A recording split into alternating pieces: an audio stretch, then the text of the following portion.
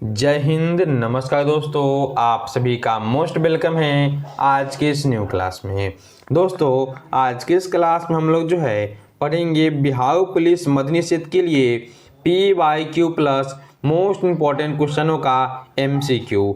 यह क्लास आपके ऐसे है जिसमें हम लोग PYQ question plus important question का जो है MCQ पढ़ेंगे। अगर आप इस क्लास को अच्छे से देखते हैं तो वहाँ से आपके कम से कम जो 2 से 3 प्रश्न आपके एग्जाम में दोस्तों देखने को मिलेंगे। तो बस आप लोग क्लास को अच्छे से देखिएगा और क्लास पसंद आए तो क्लास को लाइक कीजिएगा। न्यू होंगे आप लोग तो चैनल को भी सब्सक्राइब कर लीजिएगा, क्योंकि ऐसे इंपॉर्टेंट क्लास हम डेली लाते हैं जिसे आप देखिएगा तो आपके मदनी क्षेत्र की तैयारी जो है अच्छे से हो जाएगी। चलिए हम लोग करते हैं क्लास को स्टार्ट और देखते हैं आज के पहले नंबर प्रश्न को। आप सभी जो है इन सभी प्रश्नों का आंसर हमें कमेंट बॉक्स में दोस्तों दीजिएगा। पहला प्रश्न क्या आप सभी का यहाँ पे है, भारतीय राष्ट्रीय पंचांग किस वसंत पर आधारित है। यह आपके आधारित है किस पे, तो शक वसंत पे। ऑप्शन नंबर आप लोग का जो है दोस्तों हो जाएगा सी, बिल्कुल ही सही। चलिए अब देखिए 2 नंबर प्रश्न को, मेगास्थनीज के पुस्तक का नाम क्या है। मेगास्थनीज जो है यह एक यूनानी राजदूत थे जो आपके चंद्रगुप्त मौर्य के दरबार में आए थे। इसकी पुस्तक का नाम क्या है आपका, इंडिका है। क्या तो इंडिका है। ऑप्शन नंबर आप सभी का हो जाएगा यहाँ पे डी सही, सी हो जाएगा सही। चलिए अब देखिए अगला नंबर प्रश्न को, हड़प्पावासी किस वस्तु के उत्पादन में सर्वप्रथम थे। तो दोस्तों इसका आंसर देना आपको कमेंट में। हमें उम्मीद है कि आप लोग क्लास 12 पढ़े होंगे, उसमें इसका आपको आंसर बताया गया होगा। चलिए देखिए अगला नंबर प्रश्न को। अगला प्रश्न है कि सिंधु सभ्यता का सर्वाधिक उपयुक्त नाम क्या है। सिंधु सभ्यता को हम जो है क्या कहते हैं, तो हड़प्पा सभ्यता भी कहते हैं।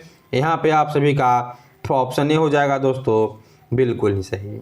चलिए अब देखिए आप लोग यहाँ पे 5 नंबर प्रश्न को। 5 नंबर प्रश्न है कि भारत में खोजा गया सबसे पहले पुराना शहर कौन सा है। सबसे पुराना शहर जो इनमें से आपका हड़प्पा होगा, क्योंकि हड़प्पा खुदाई जो है सबसे पहले की गई थी दयाराम साहनी के द्वारा। चलिए अब देखिए अगला नंबर प्रश्न को।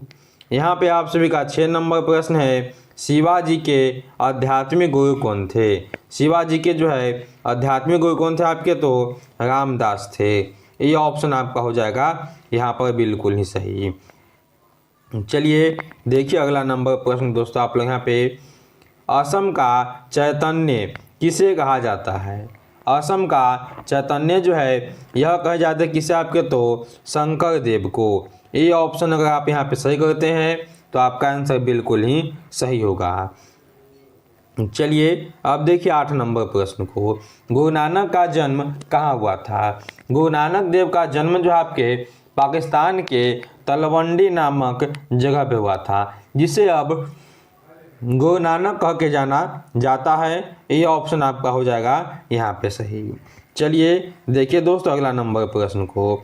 यहाँ पे आप सभी का 9 नंबर प्रश्न क्या है, स्वतंत्र भारत में राज्यसभा के प्रथम सभापति कौन थे। स्वतंत्र भारत के जो है राज्यसभा के प्रथम सभापति जो आपके हैं ये आपको हो जाएंगे doctor S Radhakrishnan. Option number दोस्तों आप लोगों का यहाँ पे हो जाएगा 20 सही। चलिए देखिए 10 नंबर प्रश्न को आप लोग, लोकसभा सदस्य अपना त्यागपत्र किसे देते हैं। काफ़ी ही महत्वपूर्ण प्रश्न है और अभी तक लाइक नहीं किए तो चलिए फटाक से लाइक कीजिए और नहीं हुए तो सब्सक्राइब कीजिए, क्योंकि ऐसे इंपॉर्टेंट क्लास का नोटिफिकेशन डेली मिलेगा तभी तो आपका एग्जाम जो है अच्छे से निकलेगा। तो फटाफट से आप लोग लाइक और सब्सक्राइब कर लीजिए। लोकसभा जो है सदस्य अपना त्यागपत्र यह देते हैं किसे, तो लोकसभा अध्यक्ष को। ऑप्शन हो जाएगा आपका यहाँ पे सी सही। अगला प्रश्न देख लीजिए आप लोग यहाँ पे 11 नंबर प्रश्न को, निम्नलिखित में से पॉपुलर चैम्बर किसे कहा जाता है। पॉपुलर चैम्बर जो है यह किसे कहे जाते हैं। यह कहा जाता है आपके लोकसभा को। ऑप्शन नंबर आप लोग यहाँ पे हो जाएगा डी सही। चलिए अब देखिए अगला नंबर प्रश्न को। अगला नंबर प्रश्न आप सभी के यहाँ पे है, लगातार 2 बार प्रधानमंत्री पद पर आसीन होने वाले व्यक्ति कौन थे? व्यक्ति यहाँ पे आपके जो है क्या तो आपके जवाहरलाल नेहरू भी है, इंदिरा गांधी भी है और आपके अटल बिहारी वाजपेयी भी है। इनमें से सभी है तो ऑप्शन नंबर आप लोग यहाँ हो जाएगा डी सही। अगला प्रश्न देखिए आप लोग, अगला प्रश्न राष्ट्रीय आपात प्रबंधन प्राधिकरण के अध्यक्ष कौन है? यह आपके है प्रधानमंत्री। यहाँ पे आप सभी की जो है ऑप्शन नंबर हो जाएगा क्या, तो ये हो जाएगा आप लोगों का यहाँ पे बिल्कुल ही सही। चलिए हम लोग देखते हैं ऐसे ही यहाँ पे 14 नंबर प्रश्न को। 14 नंबर प्रश्न है कि वर्ष 1975 से 77 के बीच आपातकाल के दौरान भारत के प्रधानमंत्री कौन थे?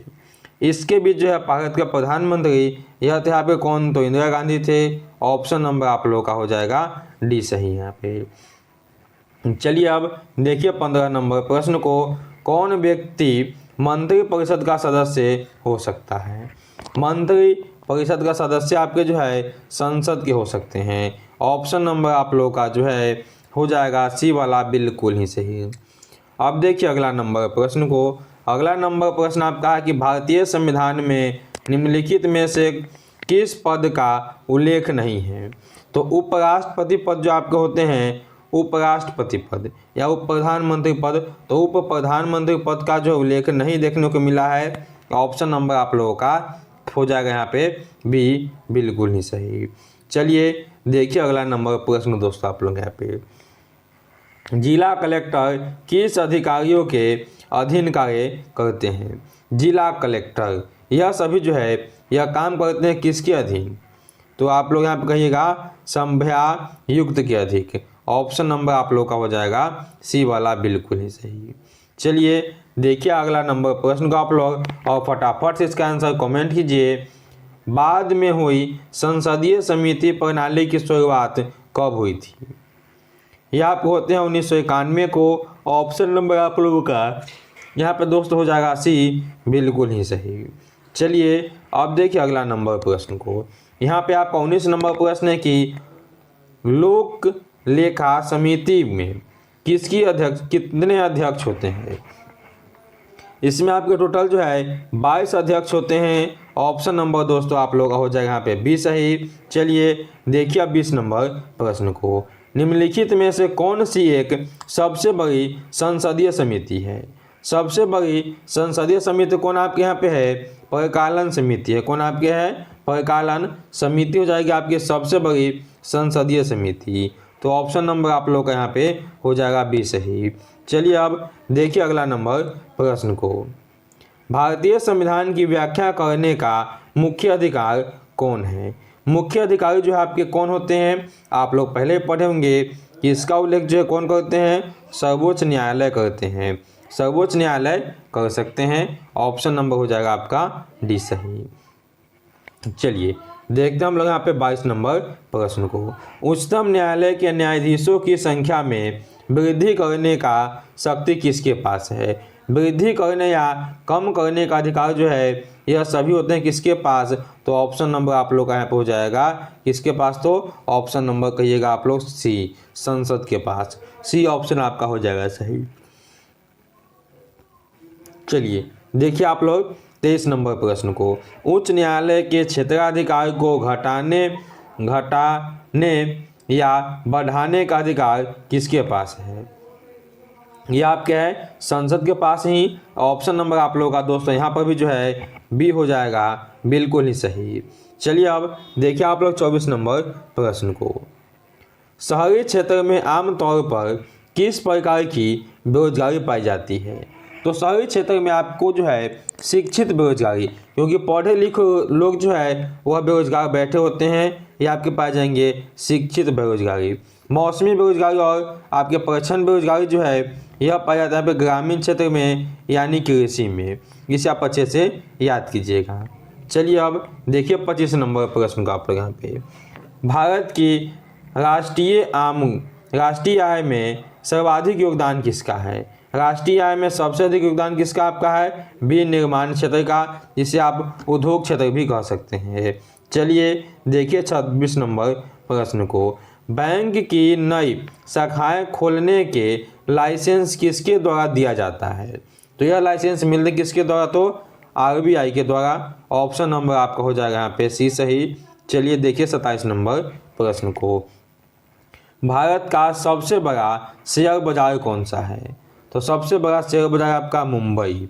कौन है? मुंबई हो जाएगा। ऑप्शन नंबर सी सही है। अगला आपका यहाँ पे 28 नंबर प्रश्न है कि पाठ में शेयर बाजार के कार्यों को नियंत्रित कौन करता है? यह करते हैं आपके सेबी। शेयर बाजार के नियंत्रण कौन करते हैं? तो सेबी करते हैं दोस्तों। ऑप्शन नंबर हो जाएगा आपका बी सही। चलिए देखिए आप लोग यहाँ पर 29 नंबर प्रश्न को।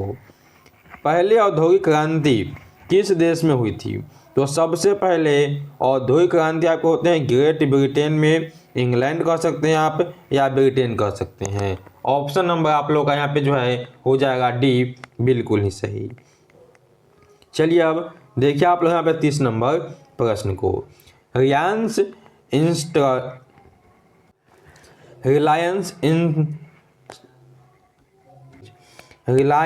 इंडस्ट्रीज की स्थापना करने वाला कौन है? इसकी स्थापना कौन किए थे आपके? तो ऑप्शन नंबर हो जाएगा आपके यहाँ पे डी सही आपके, धीरू भाई अंबानी। ऑप्शन नंबर आप लोगों का दोस्तों हो जाएगा डी सही। दोस्तों यह थे आज के आपके 30 काफ़ी ही महत्वपूर्ण ऑब्जेक्टिव यानी एमसीक्यू प्रश्न। हमें उम्मीद है कि आप लोगों को क्लास अच्छा लगा होगा, और क्लास अच्छा लगा दोस्तों तो क्लास को आप लोग फटाफट से लाइक कीजिए। न्यू है आप लोग तो चैनल को भी सब्सक्राइब कर लीजिए, ताकि आने वाले क्लासों का नोटिफिकेशन दोस्तों आपके पास सबसे पहले पहुंचेगा। चलिए हम लोग मिलते हैं कैसे ही नेक्स्ट क्लास में। तब तक के लिए आप सभी को जय हिंद, जय भारत सभी को।